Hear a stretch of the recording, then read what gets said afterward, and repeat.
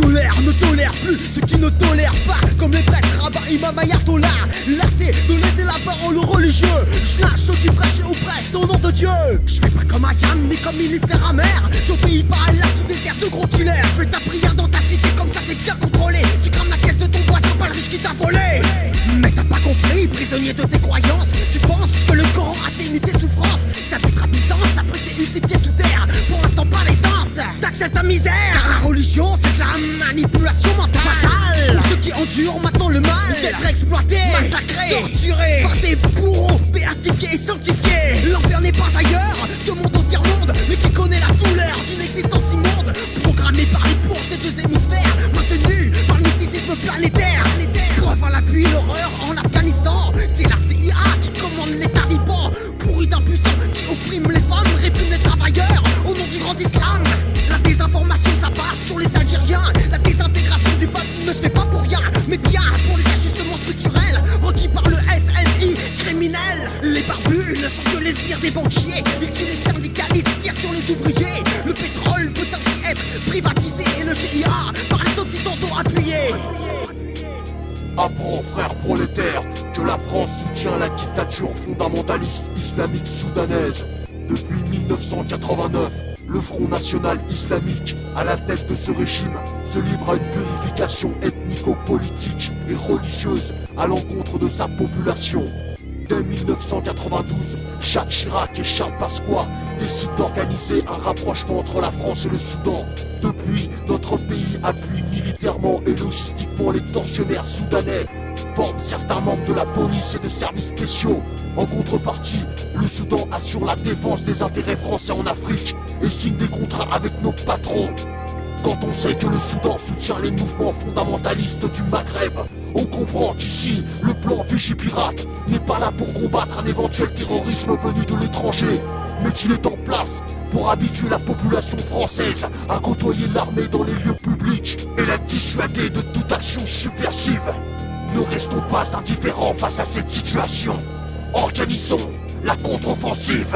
Les pourris catholiques adoptent des putains de tactiques. Y'a pas pire que l'Opus Dei et ses vues théocratiques. Parlons de cette secte sanguinaire, fascisante, en mission mondiale, maintenant menaçante. C'est une association chrétienne internationale, constituée de patrons de multinationales, de magnates de la presse et de la finance, de chefs d'État et d'autres éminences. Le but dissimulé de tous ces enculés consiste à ce que l'église gouverne la société. Infiltrés dans les institutions républicaines, ils sont très influents dans l'Union européenne. Aucun doute, ce sont de véritables fachos, associés privilégiés du général Franco. L'Opus Dei a soutenu la dictature en Espagne avec l'appui des ordures Vatican.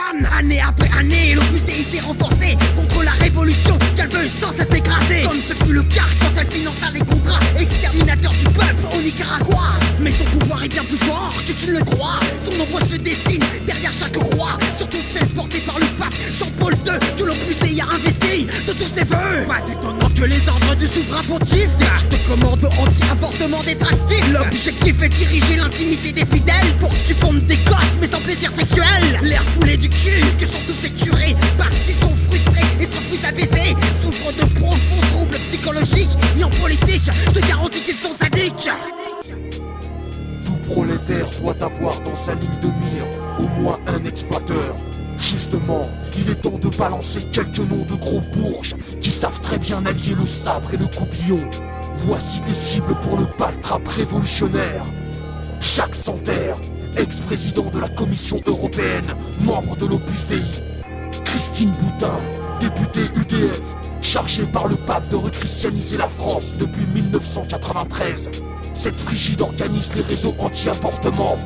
Gérard Muliez, propriétaire des magasins Auchan, restaurant Flunch, Pizza Pie, troisième fortune de France, ami des légionnaires du Christ, soutient l'Opus Dei.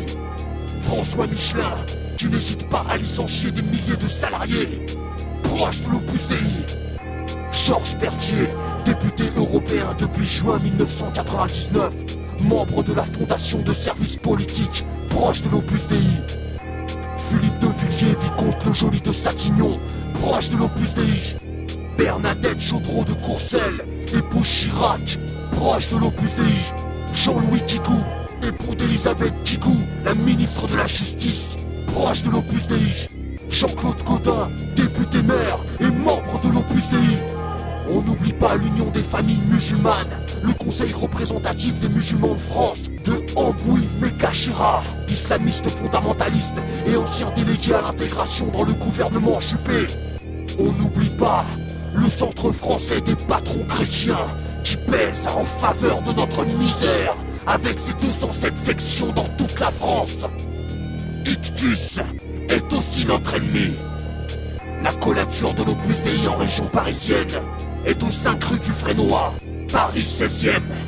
Pour dernière illustration de cette culture de soumission qui représente la religion dans toutes ses manifestations, je vais te parler de l'hindouisme, dans l'obscurantisme, un 6ème de l'humanité et en plus dans le mutisme. Krishna, Shiva sont les dieux que vénèrent les barbares brahmanes, ces prêtres tortionnaires. Les prolétaires indiens qui passent en tête comme des chiens, agonisent dans les rues, car à manger ils n'ont rien. Résistance possible contre un monde où tout est joué d'avance, pour les intouchables impossible de déjouer. Le système des castes, véritable cachot social, conditionne les masses pour la joie du capital. Je bien tous ces curés et leurs potes du BJP, militants nationalistes complètement handicapés du cerveau, pour rien, juste pour à se branler. Car ils n'aiment pas les femmes, ils préfèrent les brûler. En vérité je vous le dis, un vent violent libertaire va dévaster pagodes, églises, mosquées, monastères. Un lieu de culte où est cultivée l'ignorance, car la croyance est le pire ennemi de la connaissance. Désormais la guerre à mort est motivée par tous les révolutionnaires athées et raisonnés, surtout rationnels pour stopper le spirituel et pêle-mêle chasser les curés du temporel.